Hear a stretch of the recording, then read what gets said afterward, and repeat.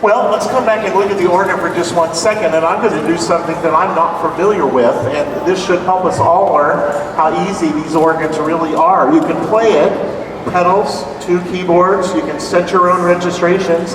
It has an amazing, easy assistant on it that helps you with some of the registrations. So like if you know you wanted sax, you can find that in there, touch it, it'll set the whole organ up for you.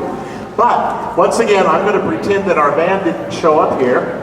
And Kathy, you're pretty close here. I might need you to do this. I'm going to touch, let's see, country gospel. And I'm going to go in this window here and touch gospel ballad. Am I doing good so far? And then I'm going to push 1 touch. And I'm going to push advanced, because that's the organ. And then intro is on. And all I have to do is this. And it's going to give me my introduction and add the drums in. See you later, Zach.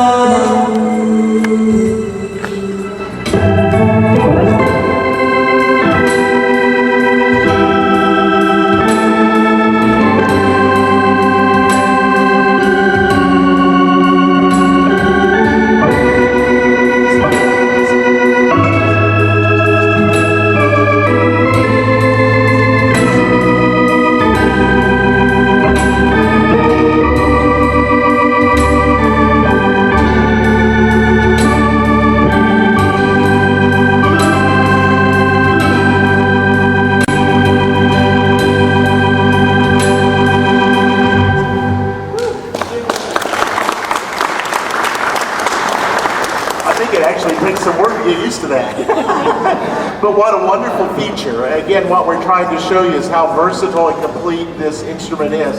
Let me show you one other thing here, if I can find where I set it.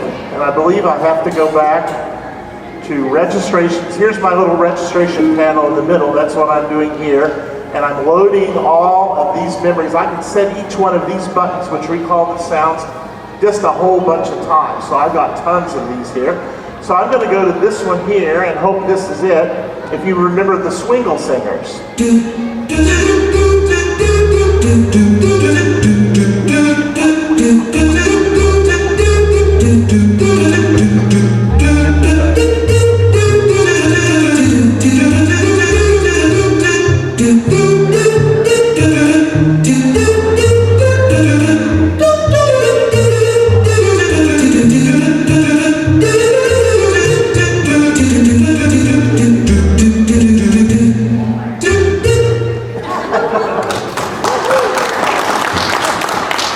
Now, you say, where would you ever use something like that? Well, if the sermon gets a little dry some Sunday, there are all kinds of things you can do. Cymbal crashes, there are fire engines in here, there are all kinds of sounds that you can use, and I don't mean to be silly about it, but the interesting thing is the idea to explore.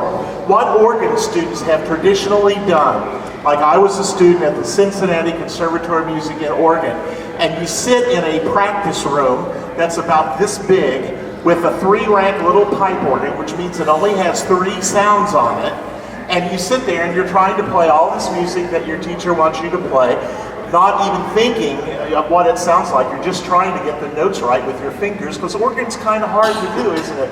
You know, if I play trombone as well, and you put the horn together and you blow, and it sounds the same, and it's the same everywhere you go to play it. But organs are a little bit different, so it takes a little bit of time. But the thing we don't do as organists is explore music. Our friends that are playing violins are playing in chamber groups, and they're playing in orchestras, and they're playing jobs on the weekend in different clubs and things like that. And they're out having fun while we're sitting in these little practice rooms sometimes.